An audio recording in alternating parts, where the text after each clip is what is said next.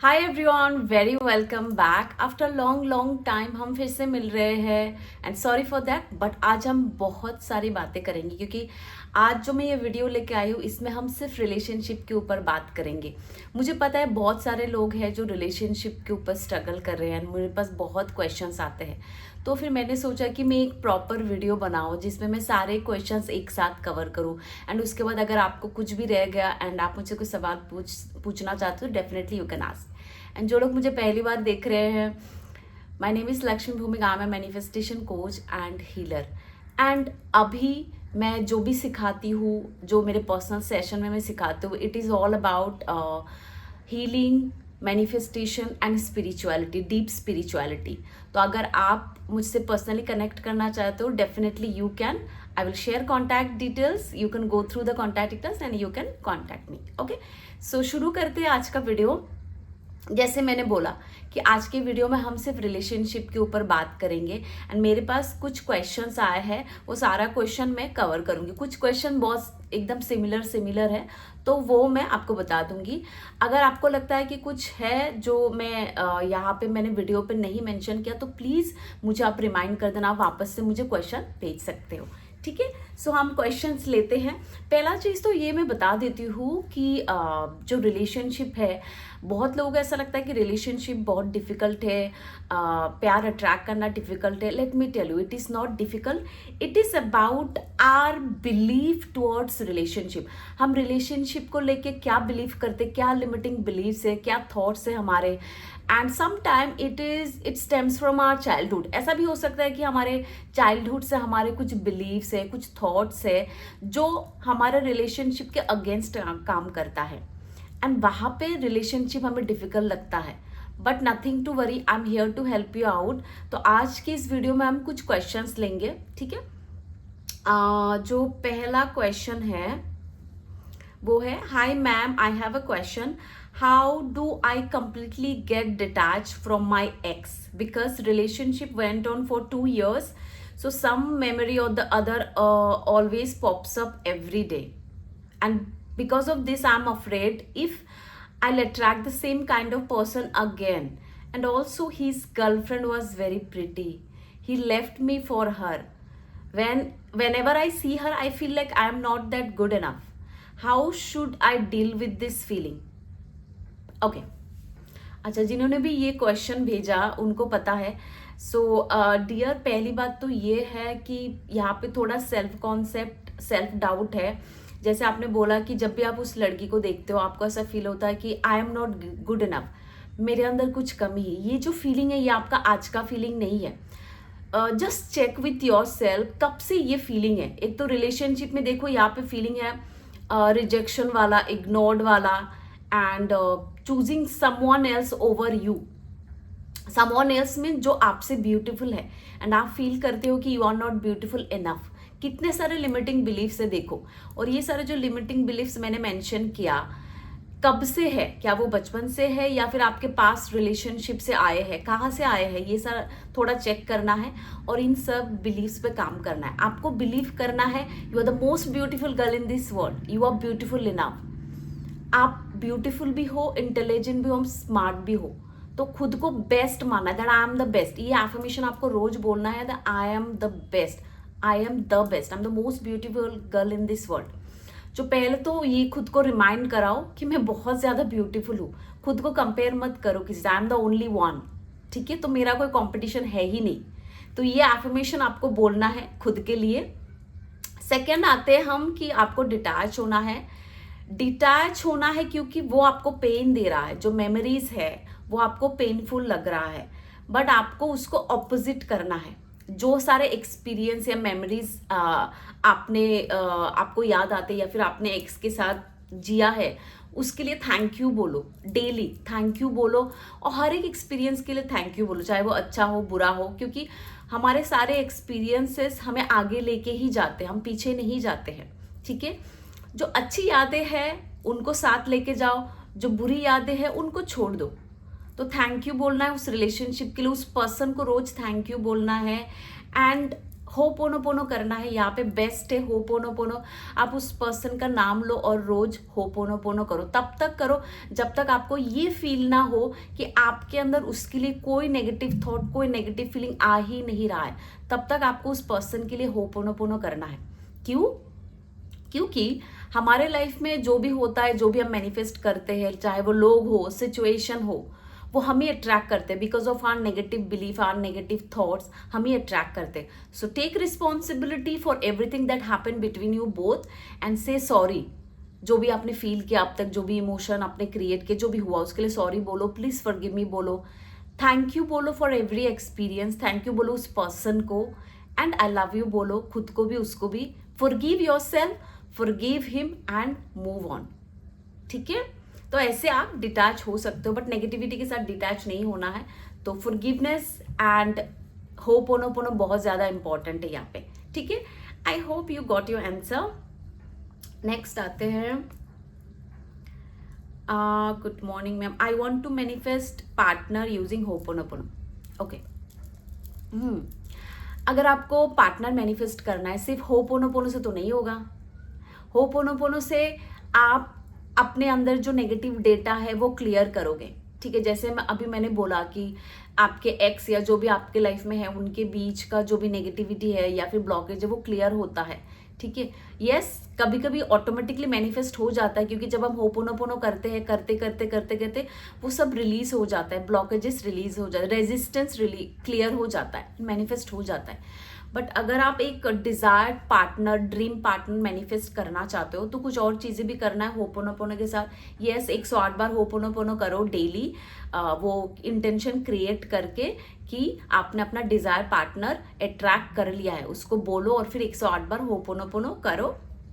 And then also write down कि आपको कैसा पार्टनर चाहिए, वो सारी क्वालिटीज लिखो जो आपको आपके फ्यूचर पार्टनर में चाहिए। ठीक है? आपने वो क्वालिटी लिख लिया, नाउ चेक कि ये सारा क्वालिटी आपके साथ मैच हो रहा है क्या। क्योंकि अगर फॉर एग्जाम्पल आप चाहते हो कि मेरा पार्टनर हेल्दी हो, केयरिंग हो, खुद को देखो, क्या मैं खुद का ख्याल रखती हूँ, मैं केयरिंग हूँ, मैं हेल्दी हूँ। अगर तो नहीं, तो आप खुद की भी लिखो, आप खुद को भी रिक्रिएट करो, एंड आप उस पार्टनर की सारी क्वालिटीज लिखो जो आप उसके अंदर देखना चाहते हो। ठीक है? ये दो चीज आपको करना है, खुद को भी, खुद का नया वर्जन क्रिएट करना है, एंड फ्यूचर पार्टनर में क्या क्वालिटी चाहिए वो भी लिखना, ताकि दोनों मैच करें। जब दोनों मैच हो जाएगा, अब उसके ऊपर काम करना है। जो आपने अब खुद के बारे में लिखा, वो बनना है आपको। पहले वो बनो, क्योंकि आप जो बनोगे वही आप अट्रैक्ट करोगे। तो पहले तो खुद से इतना सारा प्यार करना, इतना प्यार भर लेना है अंदर कि प्यार के पीछे जाना ही ना पड़े, क्योंकि प्यार खुद चल के आपके पास आएगा। आपने इतना खुद से प्यार किया। ठीक है? तो वो खुद को वैसे बनाओ, खुद का नया वर्जन बनाओ, एंड देन फोकस करो कि पार्टनर कैसा होगा, उसकी क्वालिटीज लिखो, एंड रोज बोलो कि मुझे ये पार्टनर मिल चुका है, चाहे वो केयरिंग हो, लविंग हो, अंडरस्टैंडिंग हो, ऑनेस्ट हो, है ना, ये सब लिखो एंड बोलो कि ऐसा पार्टनर मुझे मिल चुका है, thank you universe.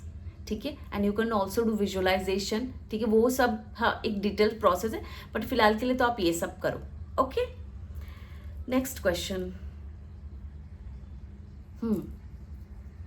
Okay, what to do when your loved ones hurt you badly? Okay, अच्छा, पहले तो खुद को ये सवाल पूछो कि आप किसी को हर्ट नहीं करते हो जाने अनजाने में।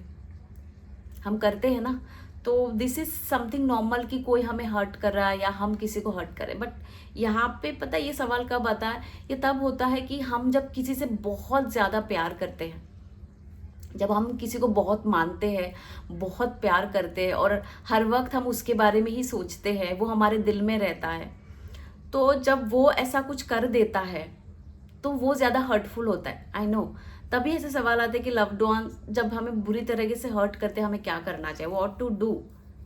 कुछ नहीं करना है, अपने इमोशन पे काम करना है।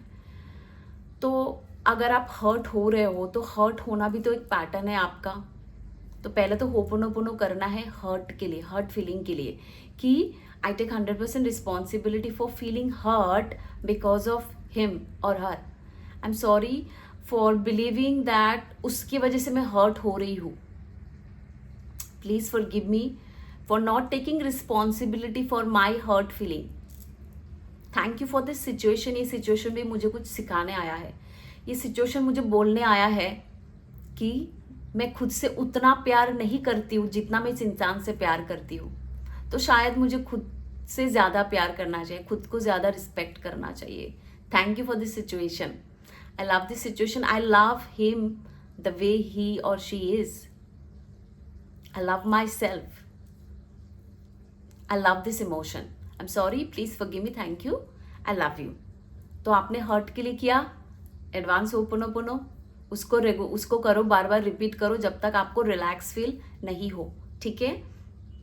एंड देन आप उस पर्सन का नाम लो, उस पर्सन के लिए भी बेसिक होपोनोपोनो करो, ठीक है।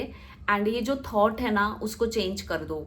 जैसे कि अगर आपका एक बिलीफ क्रिएट हो गया क्योंकि वो आपके बहुत क्लोज है कि उसने मुझे हर्ट किया, तो अगर आपने इसको अभी रिलीज नहीं किया तो ये बढ़ेगा, तो इसको चेंज करो।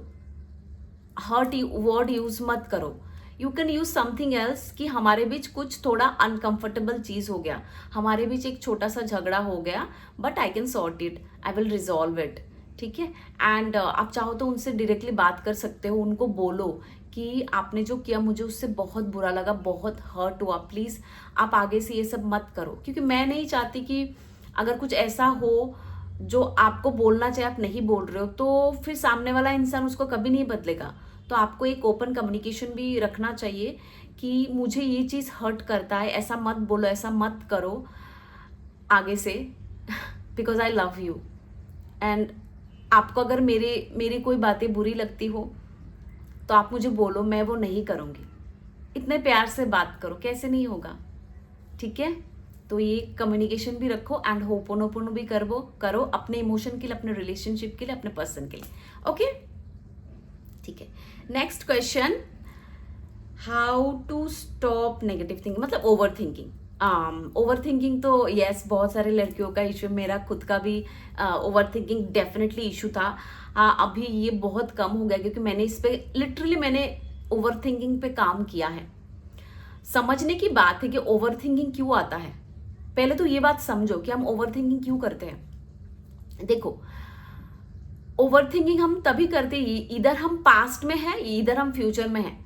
पास्ट मेमोरी हमें बार बार याद आता है, हम रिप्ले कर रहे हैं, हमारा माइंड रिप्ले कर रहा है पास्ट मेमोरी, हम उसको ही सोच रहे हैं, उसको ही सोच रहे हैं, इधर हर्ट फील हो रहा है, डिसअपॉइंट हो रहे हैं, रोना आ रहा है, तो वो back to back thought create हो रहा है, ठीक है। एंड इधर हम पास्ट में जीते हैं। क्यों? आज कुछ हुआ, किसी ने कुछ बोला, वी स्टार्ट थिंकिंग कि आगे क्या होगा, डर जाते हैं हम, है ना। क्योंकि ये भी एक पैटर्न है हमारा बचपन से ही, वो हम अनकॉन्शियसली करते हैं, जानबूझ के नहीं करते, वो अनकॉन्शियस थॉट होता है क्योंकि हम बचपन से ये करके आदत हो चुका होता है, ठीक है। तो फ्यूचर का फियर आ जाता है, फियर ऑफ फ्यूचर, कि आगे ऐसा हो गया तो वो हो गया तो ये हो गया तो वो हो गया तो, बट फ्यूचर तो हमें पता ही नहीं ना। फ्यूचर तो हम क्रिएट करेंगे बाय आवर थॉट। आज मैं जो सोचूंगी, आज मैं जो क्रिएट करूंगी मेरे अंदर, वही फ्यूचर में होगा। क्योंकि पास्ट में जो हुआ था वो भी मेरे थॉट के वजह से ही हुआ था, आगे जो होगा वो भी मेरे थॉट की वजह से ही क्रिएट होगा। तो डरना किस बात का है। तो जब हम ओवर थिंकिंग करते, इधर तो हम पास्ट में रहते या इधर तो फ्यूचर में रहते। आपको क्या करना है, प्रेजेंट पे आना है, बिल्कुल प्रेजेंट पे फोकस करना है, ना तो पास्ट ना तो फ्यूचर, बिल्कुल प्रेजेंट मोमेंट में आना है, ठीक है। चाहे लाइफ में कुछ भी हो जाए, इतना ध्यान रखना है कि मेरा फ्रीक्वेंसी सही रहना चाहिए। कुछ भी हो जाए, मुझे अपना पीस ऑफ माइंड, अपना जो फ्रीक्वेंसी है, किसी के लिए भी एडजस्ट नहीं करना है, इतना खुद से प्यार करना है। तो जब थॉट्स आएंगे, नेगेटिव थॉट्स आएंगे पूरे दिन भर में, जब भी आता है, खुद को बार बार रिमाइंड करना है, B in the moment, B in the moment. मैं क्या सोच रही हूँ, मैं पास्ट के बारे में सोच रही हूँ कि मैं फ्यूचर के बारे में सोच रही हूँ। अगर पास्ट है, नो, प्रेजेंट में आना। प्रेजेंट में मैं क्या कर रही हूँ, मैं आप लोगों के साथ बात कर रही हूँ, मैं आप लोगों के साथ कनेक्ट कर रही हूँ, and I am feeling so good about it. This is the moment I am living, I am enjoying. अभी ना मुझे पास्ट याद आ रहा है ना फ्यूचर याद आ रहा है, मैं इस मोमेंट को जी रही हूँ, ठीक है। तो आपको देखना है कि आप प्रेजेंट में क्या कर रहे हो, उसमें पूरा इन्वॉल्व होना है। फ्यूचर का भी थॉट नहीं लाना है, क्योंकि फ्यूचर में वही होगा जो मैं आज से सोचना शुरू करूंगी, ठीक है। थॉट से दुनिया बनती है, थॉट से मैनिफेस्टेशन होता है। तो अपने थॉट को यूटिलाइज करो। आपका थॉट इतना पावरफुल है ना, तो उसको नेगेटिव थॉट को इतना पावर मत दो कि वो मैनिफेस्ट हो जाए। अगर आप सोचना ही चाहते हो, ओवर थिंकिंग करना ही चाहते हो, तो पॉजिटिव ओवर थिंकिंग करो, अच्छा सोचो, जहाँ पे सिर्फ अच्छा फ्यूचर हो, जो आप चाहते हो वही सोचो, क्योंकि वही मैनिफेस्ट होने वाला है। तो आपसे वो टाइम वेस्ट नहीं करना है अननेसेसरी थॉट्स पे। Assume the best, assume the best for your self and others. जितना अच्छा एज्यूम करोगे अच्छा होता जाएगा। एंड दूसरे इंसान के लिए अगर हम अच्छा एज्यूम करेंगे, उसके बारे में अच्छा बोलेंगे, अच्छा सोचेंगे, तो वो भी हमारे साथ अच्छा ही करेगा, नो डाउट। ये तो प्रूव्ड है, ये इसमें कुछ डाउट है ही नहीं। तो सिर्फ क्या करना है, सामने वाले को नहीं बदलना है, अपने सोच को बदलना है, खुद को बदलना है। ठीक है, तो आपको प्रेजेंट मोमेंट में आना है ओवर थिंकिंग से बाहर आने के लिए। And of course please do lot of meditation, breathing exercise.